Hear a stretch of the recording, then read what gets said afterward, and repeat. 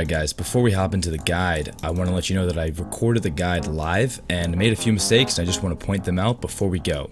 Also, I want to let you guys know that this guide is primarily for people who want to stock up on these capes. A reason for this would be if you're a PKer and you use it while you're PKing and you die, you lose it. So this is really helpful for people who are trying to stock up. Alright, now the mistakes that I made is you do not need to bring teleports to the house. They're useless in this. You also... Oop, there looks like there's some PKers. Ah, shit. Alright, well, I'll come back.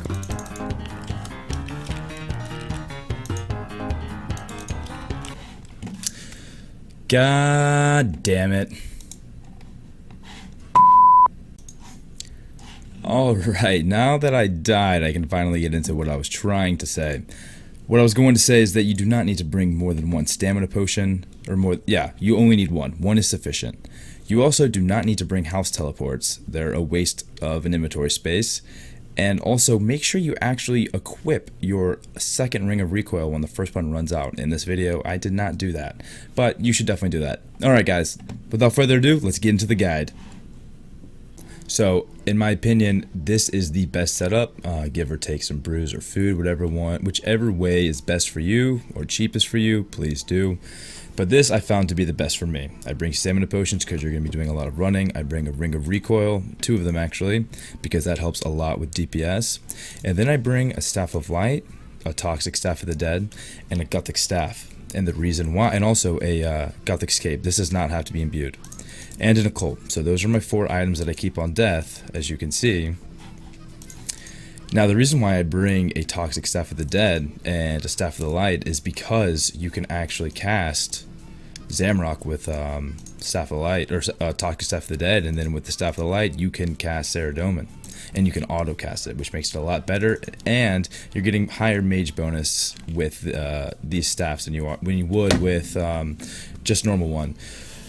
Alternatively, you could also use a void staff, and you can auto cast it with that, but that's just kind of a pointless item in the game. Alright, anyways, I'm going to show you guys a run, and you'll see the most effective and efficient way to get your capes. What you're going to need is, you're going to need your Revenant Cave teleports, you're going to need a knife, you're going to need your enchanted symbol, which you get by talking to Collodion, and that's pretty much it. Alright, so let's get started.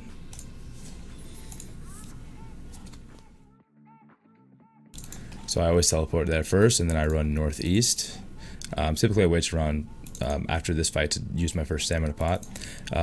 Make sure that I have my ring of recoil, and I select this, Staff of Light, Saradomin Strike.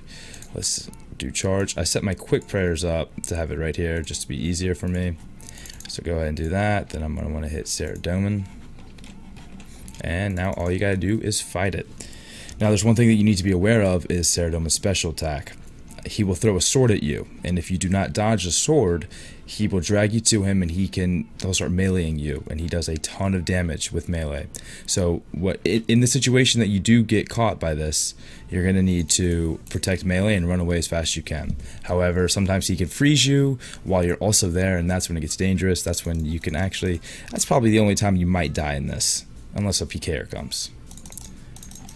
So what you just saw me do actually was kind of dumb. What I suggest to not lose any DPS is each time you hit, drink a brew, and then hit again. So I'll show you right now. See, oh, there's a special attack. So you want to dodge it just by running out of the way, and then you're good. Oh, doing it again. Alright, so I just hit, brew. It's going to hit me again. Brew again. You don't lose any DPS this way. And after every 3 Saradomin brew sips, you're going to want to super restore, depending on your mage level. I'm 99, so I can do 3 and still be fine. Alright, so now that that's done, turn your prayers off, and you're going to want to loot it. I can't tell you how many times I've actually forgotten to pick up the hand and gone on my way, and then realized like a minute later. So don't be like me. Alright, there we go, finally unfrozen. And now we're going to run east. We're going to go straight to Gothics. Right now, the locations of these do not change. There could be an update in the future where they start to become randomized like they were before, in which case I would suggest getting, stocking up on capes now, because they're very easy. Anyone can do it. Anyone with the required stats can do it. Alright, so this one though, Guthix is the only one I don't have a staff for that I can't autocast, or at least doesn't exist in the game. So, what I'm going to do is stand around right here, in case you guys want to see this in the mini-map. Sorry about that noise. It's right here. Alright, so go ahead and put your prayer on.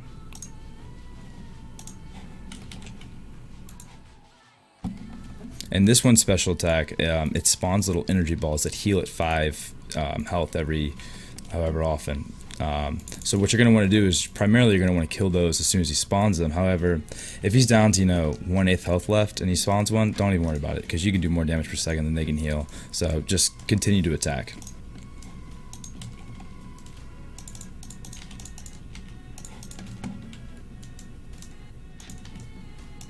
Here's the energy ball right here. Yeah, 75 XP drop kills it. And you can see it heals 5 damage there.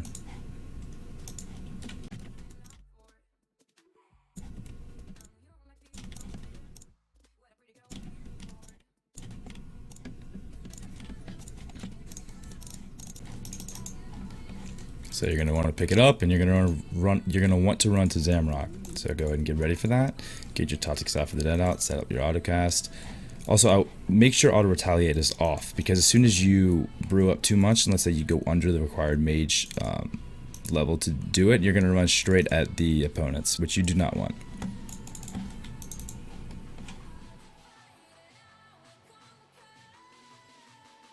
So I'm gonna go ahead and heal up a little bit. Like I said, I still have 2 minutes left on my charge, so I don't need to do that again. Turn on this, hit Zamrock. Now here's where what I found to be a little helpful here. So the way Zamrock works, his special attack, what it does is he spawns a ball of energy, and he shoots it at you. The closer you are to him, the more damage the ball is going to do. However, when he does send this ball, one, you'll get a notification in the chat box, 2, you can see it. But when he does send it, it takes about I don't know how much time it is actually, but you can do 2 damages from the time he spawns it before it hits you. And what you're going to want to do is, after you do those 2 hits, sometimes 1 depending on the timing, you're going to want to run away. So I'll show you in a second when he does it.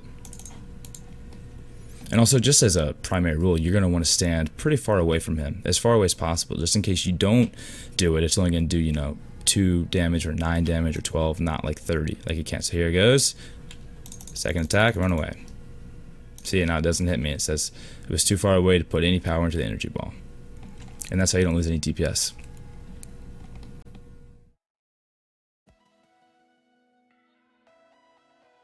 Now, some people have told me that a very efficient way of doing this is just actually leave out Zamrock, just to Saradomin and Guthix, and run to Mage Bank, because there is a gate opening further west, so you wouldn't have to come out this far, because now we're gonna have to run to the Mage Bank. And the reason why I run and don't use the obelisk is because I have not unlocked the Wilderness Hard Diary, as I imagine most pure accounts probably wouldn't. So I can't control where the obelisk teleports me, and this just I found to be, in general, quicker. I mean, it is possible for you to get in the obelisk and teleport to level like 20 wilderness, and then you could just tele out and then go to Edgeville, run to Maybank that way, but I mean, it's just not worth it. You probably gain, if you get lucky, you probably gain an extra 30 seconds. So yeah, I typically just run. You need to be aware of the Chaos Elemental there. Typically I put on Mage Prey if I see it. If not, just keep on running through. You can stamina pot up.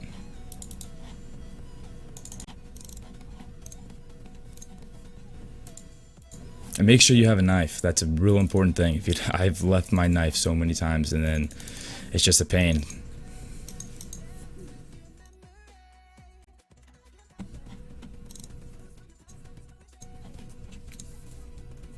So now you're just going to want to slash the web. You fail to cut through it. There we go. Now once you're here, typically I just go to the bank first, grab my capes out, and talk to Collodion. All you gotta do first is just talk to him, and then you're gonna want to use the capes on him. Press yes, or you can hit 1 on your keyboard, And there you go. Now you have 3 capes. You can just do this over and over again. Stock up on them. Right now I think I have close to 40. Yeah, I don't know. I don't want to do the math right now because I'm kind of an idiot. But anyways, hope you guys enjoyed the video. Hope this is helpful. And if I'm missing anything, please let me know in the comments down below. I'll see you guys later.